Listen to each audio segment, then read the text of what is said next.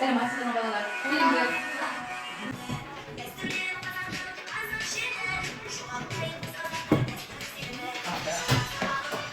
Açık. Masaya.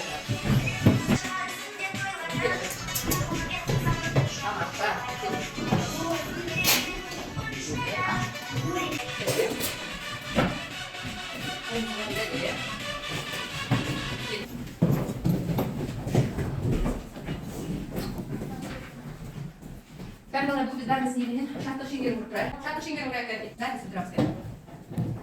Kan aytam salar. Uan şattan. Uan şattan. Uan atın kın kın. Hayırlı tan. Hayırlı kın. Külük şıktı kın kın. Енді балалар, сіздер маған осы мектепке не үшін келдіңіз? Не үшін келдіңіздер? Мектепке. Мысалы, мен өзім сіздерге білім беру үшін келдім. Ал сен? Мен сабақ оқуға келдім. Тамаша. Тамаша. Білім алуға келдім. Керемет, қалдың болып жатыр. Сабақ оқуға келдім. Жақсы. Білім алуға келдім. Тамаша. Тағы. Білімнің биік шыңына шығуға. Білімнің биік шыңына шығуға келдім дейді. Тамаша. Не деген тамаша сөз? Ал аяғым. Білімді болуға келдім. Жақсы. Аяғым. Білімді болуға келдім. Тамаша. Білімді болуға келдім.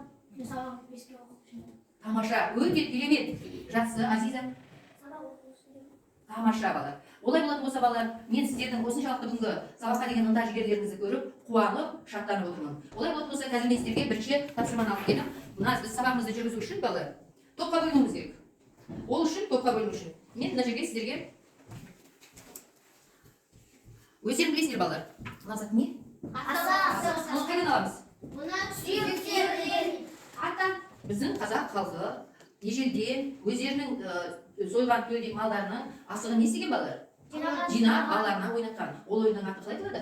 Асық ойыны. Олай болатын болса балалар, бүгін бізде сабақ болғаннан кейін мен асықтың дәл өзін емес, сіздерге қағаздағы тақпа түрін алып келдім. Бұл сөз бойынша топқа бөлініп отырасыздар. Түсінікті ма? Қожынан аламын. Оқы сосын. Біраз қалды. Одан бұдан. Оқы артындағы. Сын есім деген бар, топқа отыр.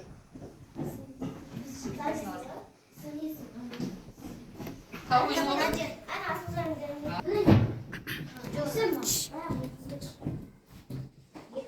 Жетістік. Сен де бар ол жетістікке. Заттарыңды алып отыра бер. Зат есім бар. Зат есімдегі топ отырасың. Келесі Әрхан. Біреуін ал, біраз қал. Сан есім. Болмас балды қоя. Біз бүгін 4 топқа бөліндік. Зат есім, сан есім, сын есім, етістік. Енді біздің бірінші тапсырмамыз не балалар? Үй тапсырмасын тексеруім керек мен. Үй тапсырмасын тексеру үшін сендерге мен әр бала өзін-өзі бағалауды асықпен алып келдім балалар. Әр бала өзін-өзі бағалайды. Мен сендерге әр тапсырманың ұпайына байланысты кейбір тапсырмаға 2 балдан, кейбір тапсырмаға 3 балдан берем. Ондай кезде мен сендерге асықтар отырамын. 2 бал алсаңдар 2 асық берем, сендер мынаны 2 рет жылжытып қоясыңдар 2-ге. Түсінікті ма? Мінекей. Қасына 2 асықтарды қойып отырасыңдар. 3 бал алсаңдар, асықпен жылжытып, 3 түйсінегі 3 асықтарды қойып отырасыңдар. Сабақ соңында мен ойлаймын, сіздердің барлықтарыңыз 10 бал алады деп. Соған енді қазір мен сіздерге мынаны таратып бергеннен кейін дайындалып отырыңыздар.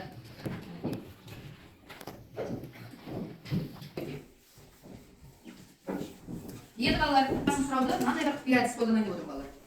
Мен ойлаймын, сендердің барлықтарының тапсырмасын орындап келді деп. Бірақ мен арнайы әркімнің орындығының артына бір қағаз, қима қағаз жазып қойдым. Сол қағаз стикер, сол кімге түссе, сол тапсырмаға жауап береді. Түсінікті ма? Жақсы, сұраққа жауап береді яғни. Түсінікті ғой, бәрі? Жақсы. Ал қараңдар, кімде бар стикер? Карталарға қараңдар орындықтарда кімде бар? Менде бар. Жақсы. Бар балар ұстап отырыңдар. Қара. Бар ма? Қолыңа ұстап отырыңдар. Бар балар кетіп маған көрсетіп отырсын, мен балар біліп отырайын. Жақсы, керемет. Енді қалды ма? Жақсы. Олай болатын болса балалар, тыңдаймыз. Үй тапсырмасы, балалар кеше бізде қайталау сабағы болған. Мен сондықтан сіздерге үйге ережелерді қайталап жаттап беріп жүргенмін. Солай ғой, бөлігін. Келсеңіздер, кім осыны толықтырады? Кім айтады? Айта ғой. Түбір сөз дегеніміз. Сөздің одан әрі бөлінбейтін мағыналы бөлігі түбір сөз дейді. Бәріміз келсеңіз балалар, достар келді ма? Жақсы. Келесі стикер кімде? Браво.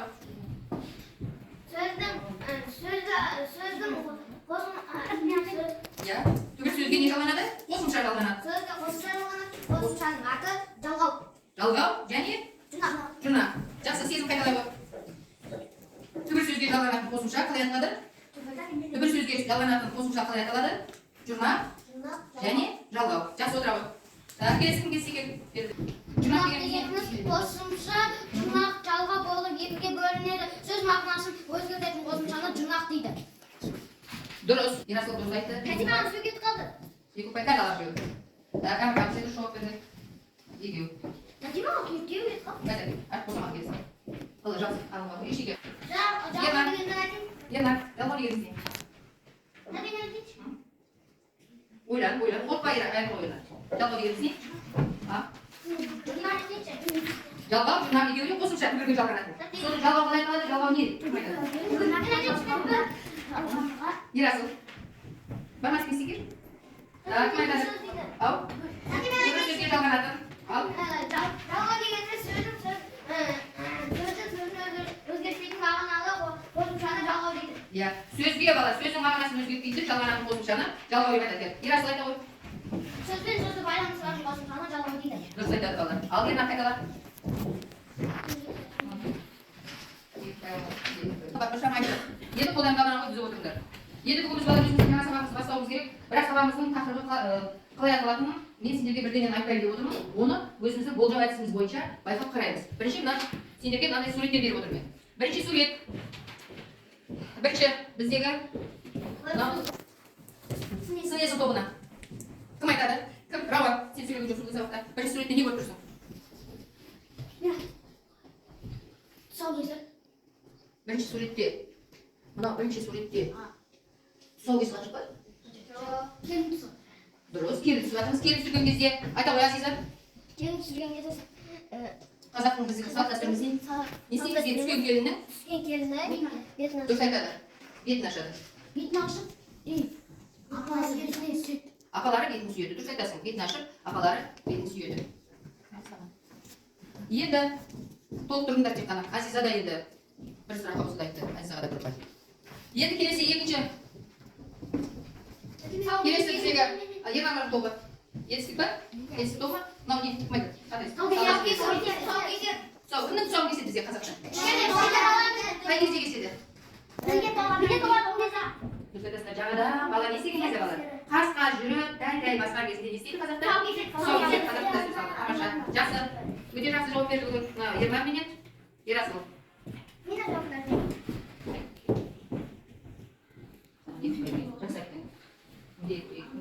Жақсы айтты. Сен қосылдың ба? Тамаша. Келесіміз балалар. Записін тобына сұрақ. Қырқынан шығару, қазақтың ұлттық мересі қырқынан шығару. Дұрыс айтасың, жаңа туған баланы 40 күннен кейін шомылдырып қырқынан шығарады. Тамаша. Тағы кім толықтырады осыны? Сезім. Не айтасың қырқынан шығару туралы? Олардың күннен кейін бала рила жасасын, оны 40 күннен кейін шомылдырады. Кім шомылдырады? 3 малақтарды бір пакетке салып. Дұрыс айтасыңдар балалар. Себебі келешекте бала малсақ болсын, малды жақсы көрсін, қойды көп бақсын, малды көп ұстасын деп не қылады екен? Мал асылады екен. Дұрыс. Сен бір сұрақ үстіне толтырып тұрсың. Жақсы айтты.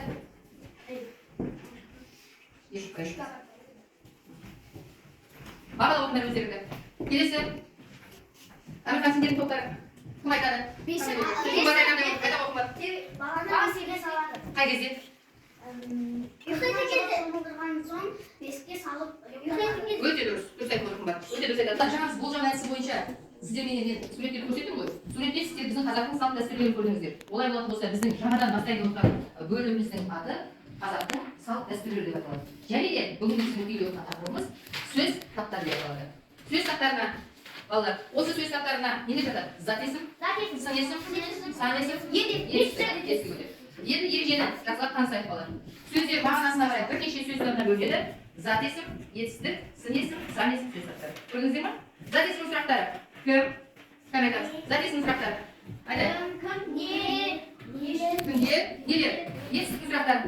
Етістік тобы айтады. Етістік сұрақтары. Не істеді? Не қылды? Қайтты. Міне, орнынан тұршы. Орнынан тұрдың сен расың. Не істедің? Тұрдың, отыр. Не істеп отырсың сен? Сабақ оқып отырсың. Осының барлығы не? Етістік. Жақсы. келесі біздің сан есім. Сан есім. Қанша, неше, нешінші. Заттың саны білдіріп болады. Қанша, неше. Қанша асық? Екеу. Қанша кітап? Біреу осындай сан есім. Келесі біздің тобымыз сын есім тобы. Қандай. Жақсы. Қандай деген сұрақ заттың сынына байланысты. Зат қандай, түсі қандай, түрі қандай, сапасы қандай? Қандай түсті кеудеше? Қазақтың несі бар ма? Кеудеше ойын бар. Ойындың түсі қандай? Сары. Міне, осының барлығы балалар осындай сұрақтарға жауап береді. Түсінікті ма сөз таптары сіздерге? Жақсы. Олай болатын болса балалар оқулықтарыңызды ашыңдар. Бірінші ретті оқырмыз. Тыңдаймыз балалар. Нартай мен атасы көршісінің үйіне келді. Оларды құрметпен төрге шақырды. Осыдан кейін үй иесі сәбиді алып келді. Сәбиге ат қойып үлкен міндет деп Нартайдың атасы сәбиді қолына алды. Оның құлағына сенің атың Ержан деп 3 рет айқайлады. Сонан соң үй иесіне қарай бұрылып, енді Ержанды өз қолына алып есігіне апарып жатқыз деді. Басқа қонақтар Ержанның өмір жасы ұзақ болсын деп тілектерін айтып жатты. Енді мәтінді тыңдадыңыздар ғой, балалар? Маған осы мәтінге байланысты көп сұрақтар қойды. Нартай мен атасы қайда? Қайда келді? Сен сұрақ қой. Нартай мен атасы қайда келді? Көршісінің үйіне келді. Жақсы. Енді сендер сұрақ айтыңдар. Осы мәтін бойынша. Келесі топта. Үйіне келді. Туылған баланың атын кім қойды? Жаңадан туылған сәбиге атты кім қойды? Атасы қойды. Жақсы. Келесі сұрақ. Кім тағы сұрақ қояды? Қымбат. Айта ғой. Нартайдың атасы келді. Неге келді Нартайдың атасы? Сұраққа жауап береміз. Ерасыл, Нартайдың атасы ол үйге қонаққа не үшін келді? Сәбиге ат қою үшін келді. Ал сұрақ. Нартай ата сәбиге дұрыс айтасың. Қандай ат қойды? Ержан деп ат қойды. Жақсы. Енді олай болатын болса балалар, мынандай сұрақ сіздерге. Мәтіннің ішінде кім не деген сұраққа жауап беретін сөздер табылды? Келсін. Кім айтады маған осы мәтіннің ішінен кім не деген сұраққа жауап беретін сөздер табамыз? Недан қара. Кім не деген сұраққа жауап береді? Жоқ, кім не деген сұраққа? Кім деген сұрақ? Жоқ, тек қана бір адамның атын айтасыңдар. Адам бір. Нартай, дұрыс. Нартай, дұрыс. Кім? Нартай. Дұрыс. Кім? Ержан. Жақсы. Ата, дұрыс. Кім ата? Тағы. Не деген сұраққа жауап береді? Кім көршісі? Жарайды, содан кейін кім көрші жарайды. Тағы. Не деген сұраққа жауап беретін сөздер бар осы жерде? Үйде дұрыс. Не істеді деген сұраққа жауап беретін сұрақ айтқан жоқпын. Кім не деген сұраққа жауап беретін айтты дедім. Сендерге бүгін қуанып отырмын, мақтанып отырмын. Сендердің барлықтарына мен басқа бақпенен тамаша деп қойғым келеді сендерге. Өте тамаша. Тамаша қалды. Керемет, көңілді сұрақ отырсыздар. Конькилерді жинап аламыз, келесі тапсырманы орындауға дайын аламыз. Енді балалар бізде екінші жаттығуға қарсылаш балалар. Екінші жаттығуда сендерге мынандай сөздер берген. Бірінші сөздік оқы, тез рауат. Бірінші сөзді оқыш. Ата, келесі сөзді оқы. Салт дәстүр, келесін оқы сен. Қырық, келесі сөзді оқы. Тез. Иә. Үйренді, келесі. Жеті, келесі сөзді оқы. Тез. Қызық, келесі сөзді оқы. Арахан. Шыдақана, келесі сөзді оқы. Бесік, қымбат, келесі сөзді оқы. Бескен, салды. Келесі үлкен, одан кейін немере, сосын шақырды, қонақ, алар, осы берілген сөздерді зат есім, сын есім, сан есім, етістік сөз таптарына қарай бөліңдер. Сендерге мынандай кесте берілген, осы кестеге жазыңдар. Мен балалар сендерге бұл кестені басқаша өзгертіп бердім. Бүгін ақыры біздің сабағымыз салт дәстүрге байланысты болғандықтан сендерге мен бүгін мынандай балалар. Мынау зат ат не балалар? Смайлик. Жоқ. Кімде? Жоқ, мынау не нәрсе? Білесің бе? Самарсалар қалай аталады? Үлкен, асық, еркетін, астау деп аталады балалар. Ет салып, астау. Ал енді мен астауға балаларды осы жерге бауырсақтар салып әкелдім. Осы бауырсақтың артында балалар жаңағы берілген сөздер бар, сендер оқыған сөздер бар. Соны мына сұрағына қарай сендер астауға саласыңдар. Түсінікті ме? Жақсы, бірге топтармен жұмыс істейсіңдер сендерге. Сендерге астау. Міне балалар астау сендерге бастады. Тез. Шақырды. Жылдамырақ болыңдар. Кім дайын балалар? Не істейді деген сұраққа жауап берді ғана сөздер саласыздар. Яғни етістер саласыздар. Деген болмайды. Үйренді деген. Тағы болмайды. Кім немересі? Немере. Жақсы. Тағы. Шақырды. Болмайды ол жерде. 40 деген. 40 деген ол қанша деген сағат. Кішкентай. Не? Шілдехана. Басқалар самайсың. Басқалар жүре тұрады.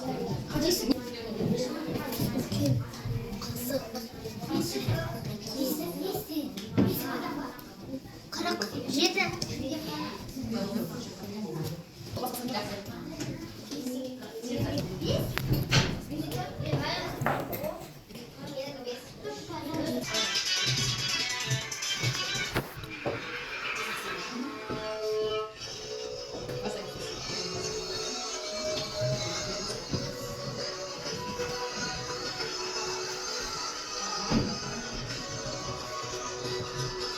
Masayın kola. Kendi koyuyorum siz kendi.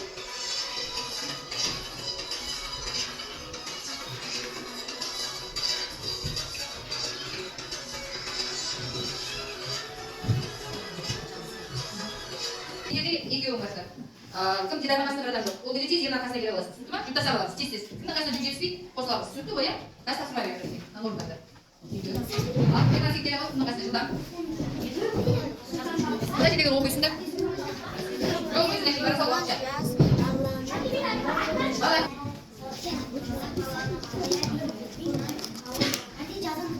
Иә, үш жаза беріңдер.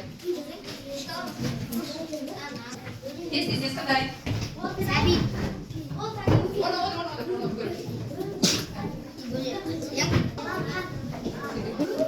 Енді бала 4 жатуға қарап, бала қазақ тілдердің 4 жатуға қараңдар. Кім сұрағына жауап беретін, кім сұрағына жауап беретін сөздерді бір бөлек, не сұрағына жауап беретін сөздерді бір бөлек топтап жазыңдар дейді. Ол бұлай болады болса балалар. Кім деген сұраққа жауап беретін сөздері бар. Мына кебежені, яғни қазақта балалар кебеже деген болған, тек киімдері, заттары салып түсінікті ғой, балалар. Осыны апарып, кім деген қазақ үйге апарасыңдар. Не деген сұраққа жауап беретін сөз бар кебежені? Мына екінші қазақ үйге апарасыңдар. Түсінікті ма? Каспер есіндегі нелерге апарып қоясыз. Нелерге апарып қойса, не таза дейміз.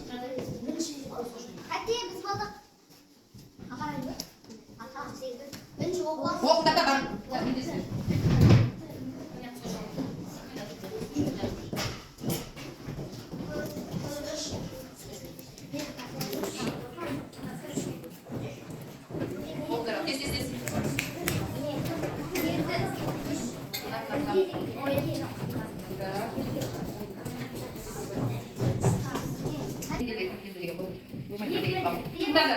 балалар қандай сөз заттармен таныстық?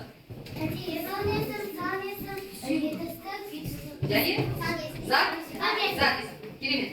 Зат есім сұрақтары. Кім, не, кімдер, нелер? Есім сұрақтары.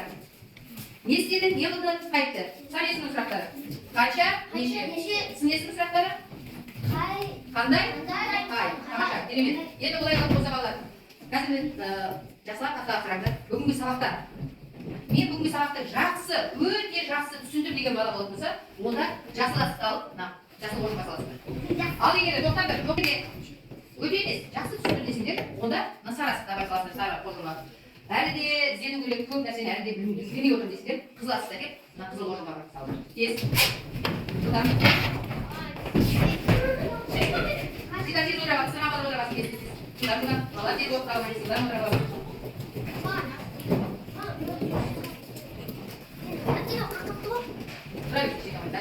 Ол не деген сөз? Мен бұл сабақты өте жақсы түсіндім деген сөз. Одан кейінгі екінші толған қоржыныңыз қайсысы біздің?